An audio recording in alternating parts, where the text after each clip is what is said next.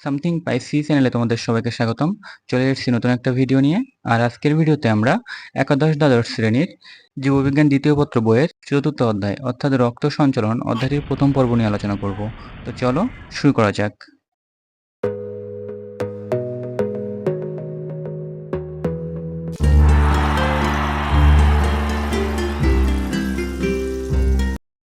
প্রথম পর্বের এই আলোচনায় আমরা রক্ত সংবহন তন্ত্র সম্পর্কে জানব এবং রক্ত সংবহন তন্ত্র আমাদের কি কাজে লাগে শরীরে সে সম্পর্কে জানব। রক্ত সংবহন তন্ত্র বলতে মেইনলি আমাদের বুঝতে হবে যে এটা আমাদের শরীরে কি কাজ করে, প্রথমত সেটা জানতে হবে। তো আমরা যে খাবারটা খাই সেই খাবারটা কিন্তু পরিপাক হয়ে বিভিন্ন পুষ্টি উপাদান তৈরি হয়। তো সেই পুষ্টি উপাদানের মধ্যে প্রধান উপাদান হচ্ছে গ্লুকোজ। এই গ্লুকোজ পাওয়ার জন্য খাবারটা আমরা কেন খাই? কারণ হচ্ছে কোষ সারাদিন যে কাজ করে সেই কাজ করার জন্য যে শক্তি প্রয়োজন সেই শক্তিটা আসে হচ্ছে গ্লুকোজ থেকে। তো সেই গ্লুকোজটা হচ্ছে আমাদের কোষের কাছে পৌঁছানো দরকার। তো পৌঁছানোর জন্য আমরা যে মাধ্যম হিসেবে যে তরলটা ব্যবহার করি সেটাই হচ্ছে রক্ত, অর্থাৎ রক্তের মাধ্যমে গ্লুকোজ এবং অন্যান্য আরও অনেক উপাদান প্রবাহিত হয়ে কোষের কাছে পৌঁছায়। কোষ সেগুলো ব্যবহার করে আবার বিভিন্ন বর্জ্য তৈরি করে, সেই বর্জ্যগুলো আবার রক্ত বয়ে নিয়ে এসে কিডনির কাছে পৌঁছায়। এমন বিভিন্ন কাজ আছে যেটা হয়ে থাকে হচ্ছে রক্ত সংবহন তন্ত্রে রক্তের মাধ্যমে এবং এর সাথে জড়িত নালী এবং হার্ট এগুলোর মাধ্যমে। তো আমরা শরীরে এই যে রক্ত সংবহন তন্ত্র এটার কি ধরনের কাজ আছে বা কি কি কাজ এই রক্ত সংবহন তন্ত্র করে থাকে আমরা সেই সম্পর্কে চলো আমরা আজকে একটু বেসিক ধারণা নিয়ে আসি। তো প্রথমত রক্ত যে কাজটি করে সেটা হচ্ছে আমাদের খাদ্য সার পরিবহন। খাদ্য সার পরিবহন মানে আমি এতক্ষণ যেটা বলতেছিলাম সেটাই হচ্ছে মূলত খাদ্য সার, অর্থাৎ যে খাবারটা আমরা খাই সেই খাবারটা পরিপাক হয়ে যে পুষ্টি উপাদানটা তৈরি হয়, বিভিন্ন পুষ্টি উপাদান, যেমন আমরা যে শর্করা টাইপের খাবার খাই সেখান থেকে আমরা গ্লুকোজ পাই, প্রোটিন থেকেও পুষ্টি উপাদান পাই, খনিজ লবণ আছে। এরকম যে খাবারগুলো আমরা খাই এইসব খাবার থেকে যে পুষ্টি উপাদানগুলো আমাদের শরীর তৈরি করে ডাইজেশন বা হজম প্রক্রিয়া সম্পূর্ণ করার মাধ্যমে সেই পুষ্টি উপাদানগুলো আমাদের কোষে পৌঁছানো দরকার। এটাই হচ্ছে খাদ্য সার। এই খাদ্য সারগুলো কোষে পৌঁছানোর মাধ্যম হিসেবে কাজ করে হচ্ছে এই রক্ত। তো এরপরে যদি আমরা আরও একটা কাজ খেয়াল করি সেটা হচ্ছে আমরা বলতে পারি যে শ্বসন গ্যাস। শ্বসন গ্যাস বলতে বোঝায় যে আমরা যে নিঃশ্বাস এবং প্রশ্বাসের মাধ্যমে যে কার্বন ডাইঅক্সাইড এবং অক্সিজেনের বিনিময় করি এইটা, অর্থাৎ আমাদের কোষের প্রধান দুইটি উপাদান হচ্ছে গ্লুকোজ এবং হচ্ছে অক্সিজেন। অর্থাৎ গ্লুকোজটা তার শক্তি সরবরাহ করবে এবং অক্সিজেনটা তার জারণ প্রক্রিয়ায় সাহায্য করবে। তো এই অক্সিজেনটা আমাদের ফুসফুস থেকে গৃহীত হবে রক্তনালীর মধ্যে, সেখানে ব্যাপন প্রক্রিয়ায় এক্সচেঞ্জ হবে, অর্থাৎ অক্সিজেন রক্তনালীর মধ্যে ঢুকবে এবং রক্তনালীতে কার্বন ডাইঅক্সাইড থাকবে সেটা ফুসফুসের মাধ্যমে বেরোয় আসবে। তো এই যে অক্সিজেন ফুসফুস থেকে রক্তনালীতে প্রবেশ করলো, এই প্রবেশকৃত অক্সিজেনটা রক্তের মাধ্যমে বাহিত হয়ে প্রত্যেকটা কোষে পৌঁছে যাবে এবং সেই অক্সিজেনটা ব্যবহার করে ওই কোষটা জারণ প্রক্রিয়ায় তার কাছে যে পুষ্টি পৌঁছাচ্ছে সেই পুষ্টিটা জারণ প্রক্রিয়া ভাঙবে, ভেঙে শক্তি উৎপন্ন করবে এবং করে সে কাজ করবে। তো এই যে জারণ প্রক্রিয়া ভাঙলো, এখানে হচ্ছে কার্বন ডাইঅক্সাইড তৈরি হয়। সেই কার্বন ডাইঅক্সাইডটা হচ্ছে শরীরের জন্য ক্ষতিকর।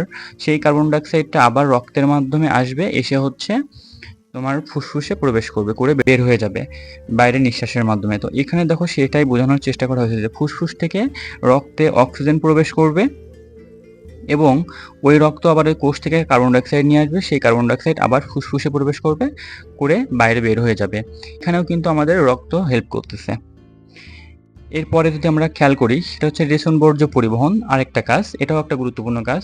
আমরা যে খাবারগুলো খাচ্ছি সেটা হোক শর্করা, প্রোটিন, স্নেহ, যে খাবারগুলো খাচ্ছি, এই যে বিশেষ করে প্রোটিন টাইপের খাবার যখন আমরা খাই সেখান থেকে নাইট্রোজেন ঘটিত বর্জ্য উৎপন্ন হয় কোষের মধ্যে। তো কোষের মধ্যে যে নাইট্রোজেন ঘটিত বর্জ্য উৎপন্ন হয় এই বর্জ্যটা আমাদের শরীরের জন্য ক্ষতিকর, কারণ সেখান থেকে ইউরিয়া তৈরি হয়ে যায়। তো এই বর্জ্যটা হচ্ছে কোষ থেকে বহন করে কিডনিতে নিয়ে যাওয়া লাগবে, কারণ কিডনি হচ্ছে ওই জিনিসটাকে বের করে দিবে। তো এই যে কোষে যে নাইট্রোজেন ঘটিত বর্জ্য উৎপন্ন হলো, এই বর্জ্যটা কোষ থেকে রক্তে প্রবেশ করবে এবং রক্ত হচ্ছে ওই বর্জ্যটা বা ওই খারাপ জিনিসটাকে বহন করে কিডনিতে নিয়ে যাবে। কিডনি সেই জিনিসটা প্রস্রাবের মাধ্যমে বাইরে বের করে দেবে। এভাবে হচ্ছে আমাদের শরীরে এই যে রেচন বর্জ্য পদার্থ, এই বর্জ্য পদার্থগুলো শরীর থেকে বের হয়ে যাবে এবং শরীর থেকে যখন এই রেচন বর্জ্যটা বের হয়ে যাবে তখন শরীরটা ঠিক থাকবে এবং সুস্থ থাকবে। তো এই প্রক্রিয়াও আমাদের রক্ত সাহায্য করতেছে। রক্তের কিন্তু অনেক কাজ। দেখো, রক্ত হচ্ছে আরেকটা কাজ করে, সেটা হচ্ছে হরমোন পরিবহন করে।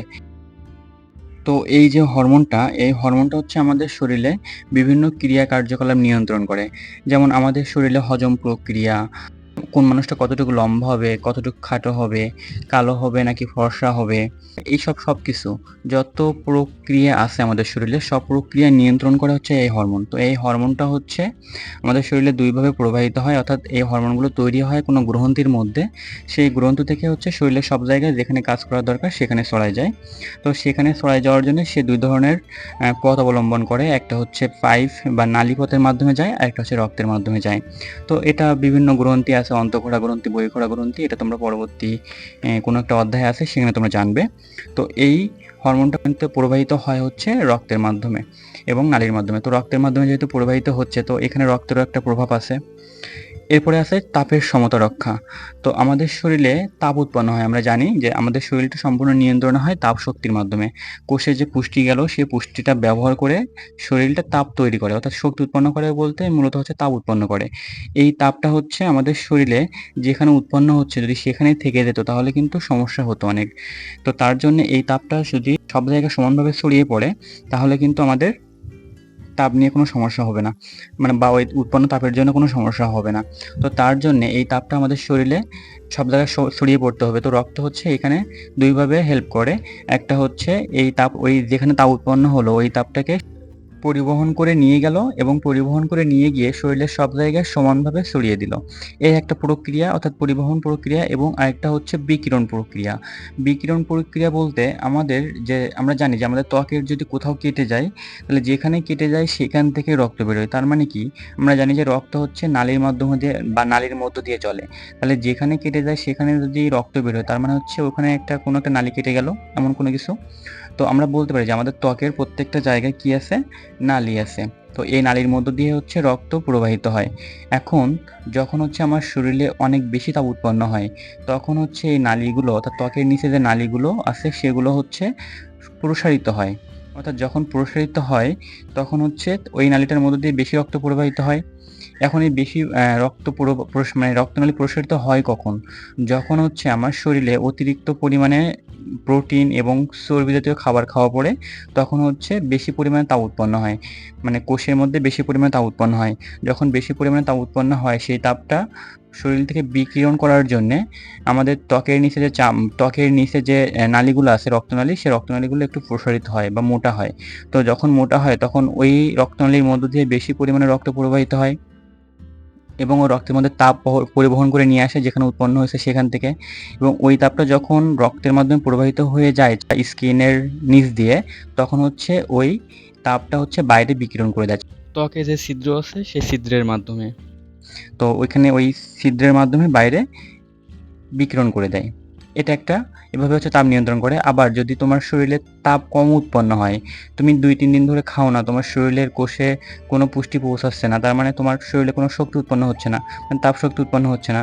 তখন তোমার শরীরে তাপ উৎপন্ন কম হওয়ার কারণে তোমার সমস্যা হতে পারে। তো তার জন্যে ওই সময়টা হচ্ছে দেখা যাবে যে রক্তনালীগুলা তোমার স্কিনের নিচে যে রক্তনালী, অর্থাৎ ত্বকের নিচে যে রক্তনালীগুলো আছে, ওই রক্তনালীগুলা সংকুচিত হয়ে যাবে। তো সংকুচিত হয়ে যাওয়া মানে কি, ছোট হয়ে যাওয়া। তো এই ছোট হয়ে যাওয়ার কারণে ওখানে হচ্ছে ওর মধ্যে দিয়ে কম পরিমাণে রক্ত প্রবাহিত হয়। তো কম পরিমাণে রক্ত প্রবাহিত হওয়া মানে কি, কম পরিমাণে তাপ পরিবাহিত হওয়া। আর কম পরিমাণে তাপ প্রবাহিত হওয়া মানে তাপ বিকিরণ কম হওয়া। তাপ বিকিরণ কম হওয়া মানে আমার শরীরে সেই তাপটা অতিরিক্ত, মানে যতটুকু দরকার ততটুকু তাপ থেকে যাওয়া। তো এইভাবে হচ্ছে আমাদের শরীরে তাপের নিয়ন্ত্রণ করা হচ্ছে এই রক্ত। তো এই যে রক্তনালীর পরিবহন, অর্থাৎ রক্তনালীর যে প্রসারণ এবং সংকোচন, প্রসারণকে বলা হয় ভ্যাসোডাইলেশন। অর্থাৎ এই প্রক্রিয়ায় আমাদের শরীরের রক্তনালীগুলো বা স্কিনের নিচে রক্তনালীগুলো প্রসারিত হয় এবং এই তাপ হচ্ছে বেশি পরিমাণে বিকিরিত হয়।